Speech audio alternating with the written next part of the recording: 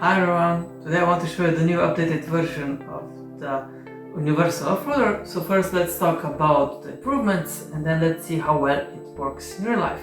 So the improvements are the following. I got rid of the open differentials, so this model now has independent left and right wheel drive, which allows me to skid steer among others. So having the drives independent and no open differentials means that even if a wheel loses traction, the power is still being sent to it. Of course, it also improves maneuverability.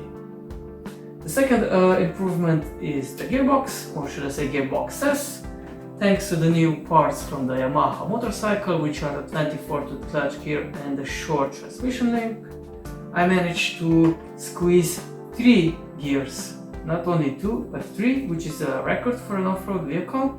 And thanks to these 3 gears, I have a much higher gear ratios available. So in the slow gear, which is now, it has plenty of torque to spin all the wheels, but in the high gear, which is the third in this case, it goes over 18 kilometers an hour, which is really useful for jumping and stuff, as you will soon see.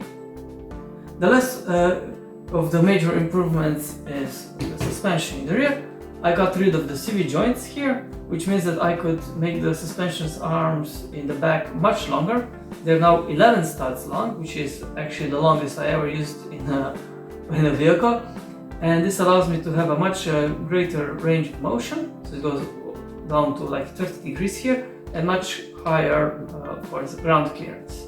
Of course, not using the CV joints also improves efficiency. The front suspension is more or less the same as with the old one, and we still have this suspension bar at the top that makes the suspension in front act like a pendular axle. Another small, let's say, life improvement is that now I can access the 2 movies controllers much easier. So I can just remove these 2 panel fairings and access the USB-C ports underneath.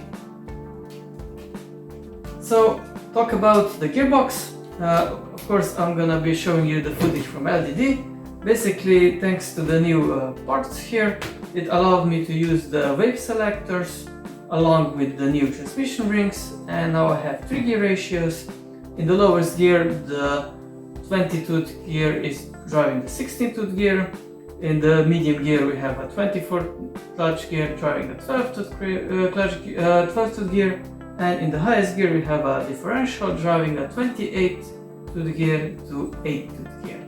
This means that all of the gear ratios, except for the medium, are now 40% higher than in the previous version.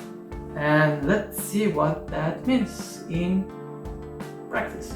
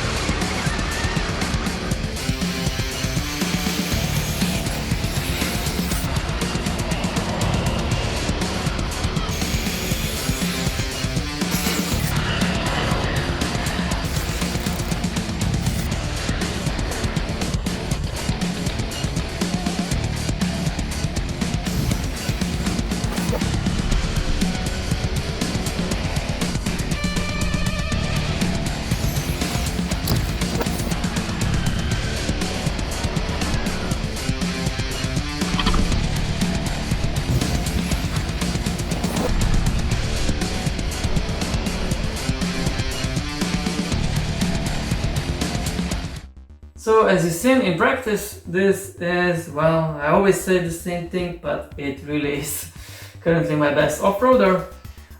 In some aspects it's better than the Wildcat 6x6 because it's just so much smaller. It uses a third of drive motors and boobies controllers, but it can reach a much higher speed, and it is just very reliable. Like, I drove it around, I jumped it, of course I did manage to break a wheel off or some small cosmetic pieces would fall off, but when it comes to the driveline and suspension, I never had an issue.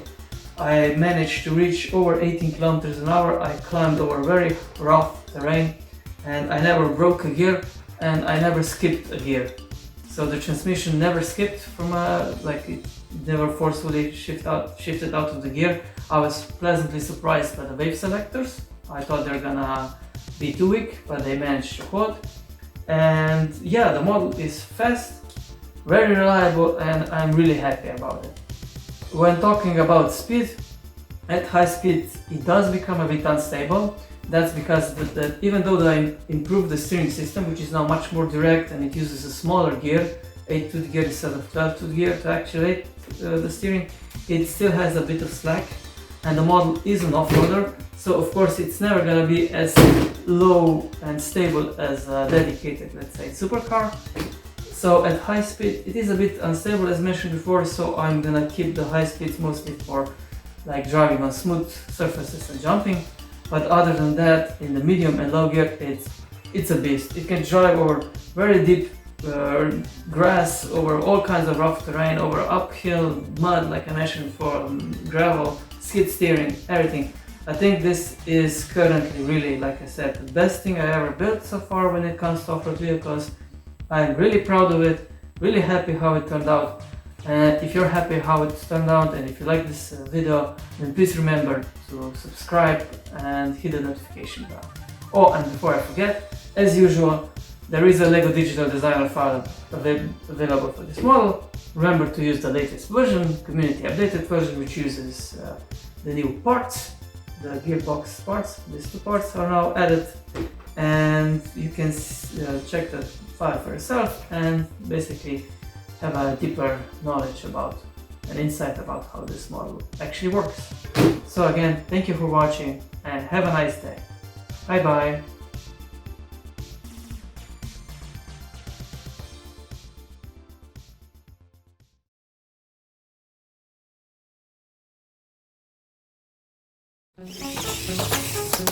Thank you.